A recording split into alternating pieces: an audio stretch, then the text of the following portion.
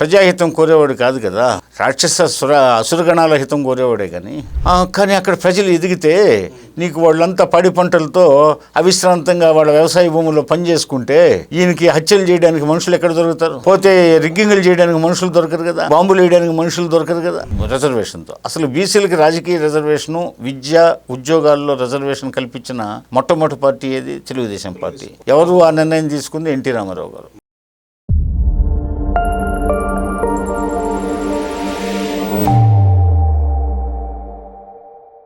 నమస్తే, welcome to think Andhra. నేను మీ మాణిక్.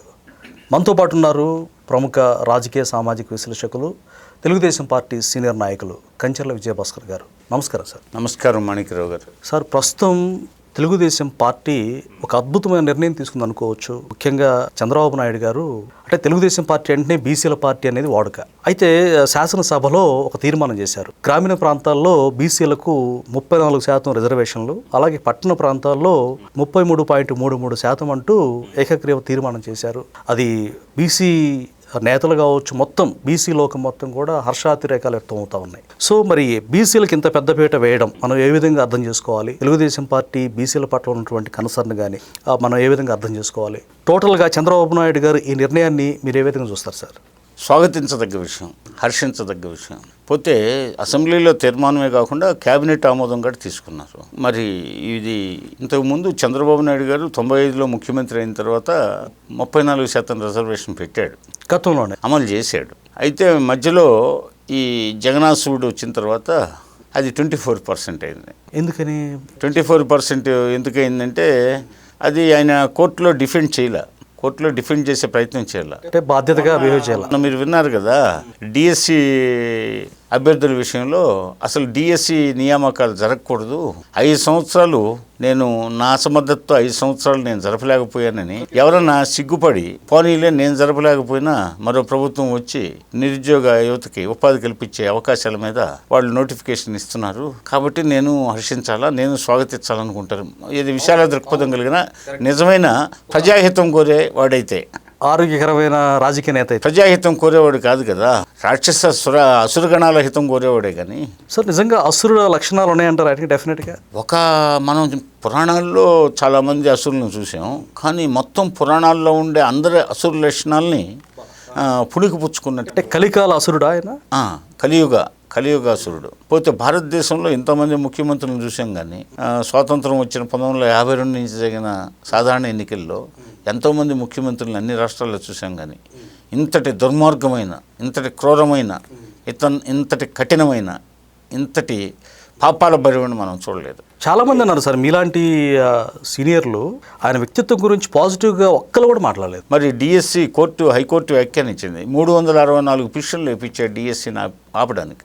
అన్ని పిటిషన్లు, అన్ని నిరుద్యోగులకి నేను ఇవ్వనప్పుడు ఇంకోరు ఎందుకు ఇవ్వాలి? అంటే మేలు జరగకూడదు. అట్లాగే అమరావతి ముందుకు సాగకూడదు, పోలవరం ముందుకు సాగకూడదు, విశాఖ రైల్వే జోన్ ముందుకు పోకూడదు, భోగాపురం ఎయిర్పోర్ట్ ముందుకు పోకూడదు, విశాఖ స్టీల్ ప్లాంట్ సిక్ అయిపోవాలా. ఇవే ఆయన కోరికలు. పోతే రాయలసీమకు నీళ్లు అందకూడదు, పులివెందులకి అసలు అందకూడదు. అతను కూడా రాయలసీమ వాసే కదా సార్. కానీ అక్కడ ప్రజలు ఎదిగితే నీకు వాళ్ళంతా పాడి పంటలతో అవిశ్రాంతంగా వాళ్ళ వ్యవసాయ భూముల్లో పనిచేసుకుంటే ఈయనకి హత్యలు చేయడానికి మనుషులు ఎక్కడ దొరుకుతారు? పోతే రిగ్గింగ్లు చేయడానికి మనుషులు దొరకరు కదా, బాంబులు వేయడానికి మనుషులు దొరకరు కదా. మరి అది ఉద్దేశం. ఓకే, అభివృద్ధి చెందితే ఈయన రక్తచందనం స్మగ్లింగ్ చేయమంటే చేయడానికి మనుషులు దొరకరు కదా. ఎప్పుడు దొరుకుతారు మనుషులు?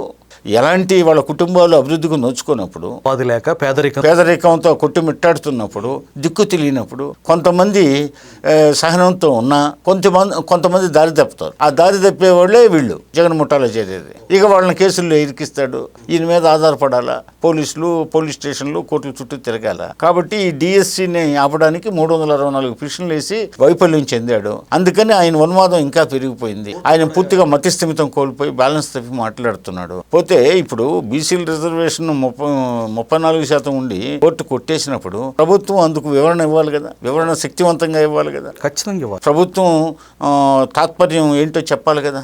ప్రభుత్వం సదుద్దేశాన్ని, ప్రభుత్వ ఆశయాలను విన్నవించాలి కదా కోర్టుకి. ప్రజాహితం కోసం మేము ఈ నిర్ణయం తీసుకున్నాము.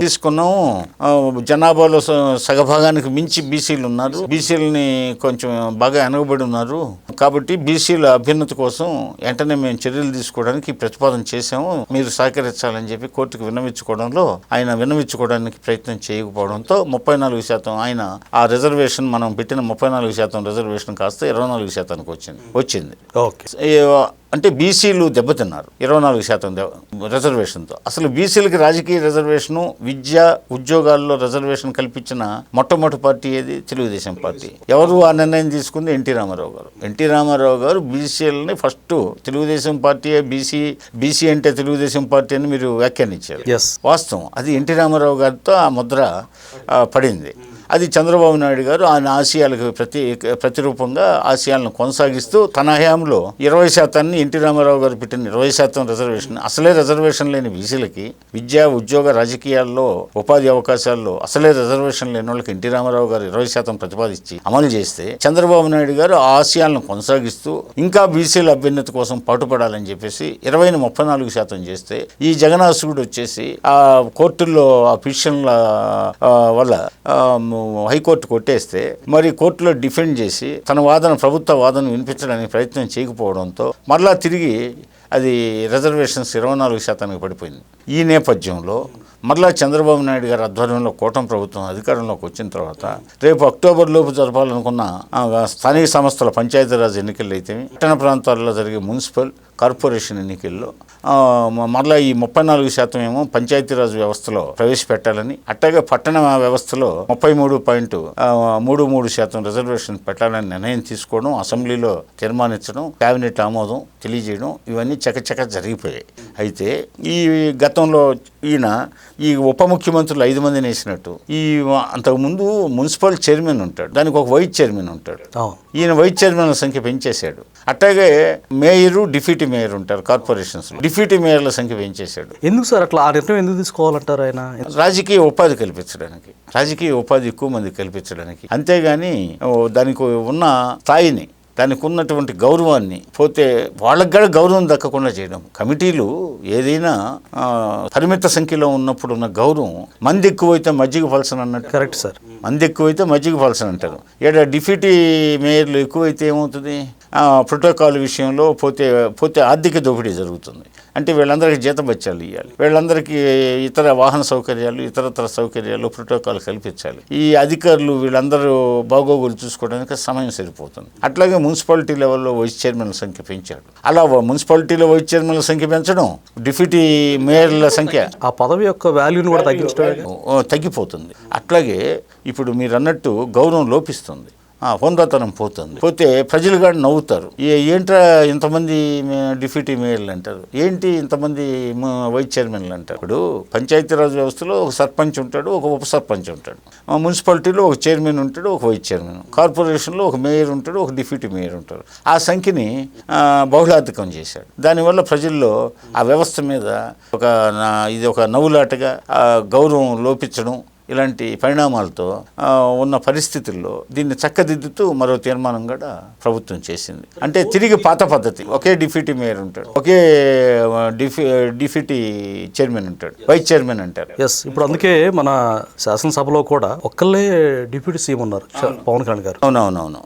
ఇట్లా ఈ విధంగా ఈ యొక్క పంచాయతీరాజ్ వ్యవస్థకు సంబంధించి, పురపాలక వ్యవస్థకు సంబంధించి ఈ కార్పొరేషన్లు, మున్సిపాలిటీలు పురపాలక వ్యవస్థ కిందకు వస్తాయి. ఈ యొక్క సర్పంచులు, ఎంపీటీసీలు, జెడ్పీటీసీలు పంచాయతీరాజ్ వ్యవస్థ కిందకు వస్తాయి, రూరల్. అయితే ఈరోజు ఈ చారిత్రాత్మక నిర్ణయం ఈ బీసీ సామాజిక వర్గాలకి సంబంధించి 130-140 కులాలకు పైగా ఉన్న ఈ బీసీ సామాజిక వర్గాల్లో విపరీతమైన హర్షం వ్యక్తమవుతుంది. సార్, ఇంకో డౌట్ ఏంటంటే, మరి ఎవరైనా కోర్టులకు వెళ్తే అది మళ్ళీ ఏమైనా కోర్టులు నిలబడుతుందంటారా? 55% వచ్చింది కదా, సమస్య ఏమైనా ఉత్పన్నం అయిద్దా? అంటే ఇప్పుడు సమస్య అంటే ఇంచుమించుగా ఇప్పుడు పెద్దగా 50% క్రాస్ కావట్లేదు, వెరీ లిమిటెడ్. దానికి ప్రభుత్వం చేసే అవకాశం ఉందా? చేసే అవకాశాలు ప్రభుత్వం కన్విన్స్ చేస్తుంది. ఇప్పుడు చంద్రబాబు నాయుడు గారు ఆ విషయాల్లో చక్కటి మన అడ్వకేట్స్ని పెట్టి, ఇప్పుడు మనకి ఉన్నాడు కదా అడ్వకేట్ జనరల్ ఉన్నాడు, అట్లాగే అడిషనల్ అడ్వకేట్ జనరల్ ఉన్నారు, చక్కటి న్యాయవాదులు ఉన్నారు. వాళ్ళ ద్వారా ఏ స్థాయిలోనే ఎదుర్కొని బీసీ సామాజిక వర్గాలకి ఎన్టీ రామారావు గారు కల్పించిన గౌరవాన్ని కాపాడాలని, బీసీ సామాజిక వర్గాలు వెనకబడుతానాన్ని పోతే బీసీ సామాజిక వర్గ ఆశల్ని ప్రొటెక్ట్ చేయాలని, పోతే జగన్మోహన్ రెడ్డి హయాంలో కోల్పోయినటువంటి 16,800 మంది బీసీ సామాజిక వర్గాలు ఈయన చంద్రబాబు నాయుడు గారు ప్రవేశపెట్టిన 34% రిజర్వేషన్ 24% తగ్గడంతో 10% తగ్గిన దానివల్ల 16,800 రాజకీయ ఉద్యోగాలు బీసీ సామాజిక వర్గాలు కోల్పోయారు. ఈ విషయాన్ని బీసీ సామాజిక వర్గాలు ముఖ్యంగా గుర్తుంచుకోవాలి. 16,800 రాజకీయ పదవులు బీసీ సామాజిక వర్గాలు దక్కే వాటిని నోటికాడ వాటిని తీసేస్తూ ఉంటే మరి అడ్డుకునే ప్రయత్నం ప్రభుత్వ పరంగా చేయకపోవడంతో ఈ పరిస్థితి దాపురిస్తే తిరిగి చంద్రబాబు నాయుడు గారు 95లో నేను అమలు చేసింది మరలా ఇప్పుడు ఎందుకు, అప్పుడు అమలు కావాలి కదా, జగన్మోహన్ రెడ్డి హయాంలో అమలు కాలేదు. మరి చంద్రబాబు నాయుడు గారి హయాంలో అమలైంది కదా, తన హయాంలో ఎందుకు అమలు కాలేదు? తను కోర్టుల్లో సరిగా పిటిషన్స్ ఫైల్ చేయలేదు, రివ్యూ పిటిషన్స్ చేయలేదు. సీరియస్గా బీసీల మీద కన్సర్న్ అంటే మొసలు కన్నీరు వాళ్ళకి ఇచ్చాడు. లేని శివ పూజలు అంటారే. అవును. పోతే వాళ్ళ నాన్న టైంలో కూడా ఇలాగే చేశారు. కాపులకి రిజర్వేషన్ అని చెప్పేసి ఒకటి పెట్టాడు, ఒట్టిదే. ముస్లిం రిజర్వేషన్ అని పెట్టాడు, ఒట్టిదే. ఇవన్నీ కోర్టులో నిలబడలా. అంటే ఎలక్షన్ నాటికి వాళ్ళు ఇలాంటి జస్ట్ రాజకీయాలకే ఆ ప్రస్తావన, అంతేగాని చిత్తశుద్ధి లేదు. వాళ్ళు మొదటి నుంచి అభివృద్ధి నిరోధక కుటుంబం, ఎవరు అభివృద్ధి చెందకూడదు. నేను ముందుగా ప్రస్తావించాను కదా, వాళ్ళ క్రిమినల్ యాక్టివిటీస్లో పాల్గొనడానికి ఎవరు దొరుకుతారు, వీళ్ళంతా అభివృద్ధి చెందితే అని చెప్పాను కదా. అందరూ బాగుండాలి, అందులో మనం ఉండాలి అనుకుంటారు చాలా మంది. అందరూ పాడైపోయిన పర్లేదు, మేము మాత్రం బాగుండాలి. అవునవును, వీళ్ళు శ్మశానాన్ని నిలుకుంటారు. మన గుర్రం జాషువా గారు చెప్పినట్టు మరి భస్మ సింహాసనం వీళ్ళకి చివరికి దక్కేది భస్మ సింహాసనం అనేది, భస్మ సింహాసనం మనకు దక్కేది అనేది వాళ్ళు తెలుసుకోలేకున్నారు. సమాజం పచ్చగా ఉండాలా, మనం నాశనమైనా సమాజం పచ్చగా ఉంటే మంచిదని ఎవరైనా ఆకాంక్షిస్తారు. కానీ వీళ్ళకి అది కాదు. వీళ్ళు కోరుకునే భస్మ సింహాసనము వీళ్ళ విధానాలతో దక్కేదనేది గ్రహించకపోవడం, ఈ మూర్ఖులు మనసు రంజింపజేయలేమన్నట్టు ఈ మూర్ఖశిఖామణి పాలనలో 5 ఏళ్ళు రాష్ట్ర పరిస్థితి అగమ్యగోచరంగా తయారైంది. బీసీల పరిస్థితి తిరిగి మన ప్రభుత్వం ఈరోజు బీసీలలో నుంచి వచ్చే స్పందనకి వాళ్ళంతా ప్రభుత్వం పట్ల ఎంతో కృతజ్ఞతలు తెలియజేస్తూ ఉన్నారని చెప్పి నేను మీకు తెలియజేసుకుంటాను. ధన్యవాదాలు సార్. ఓకే.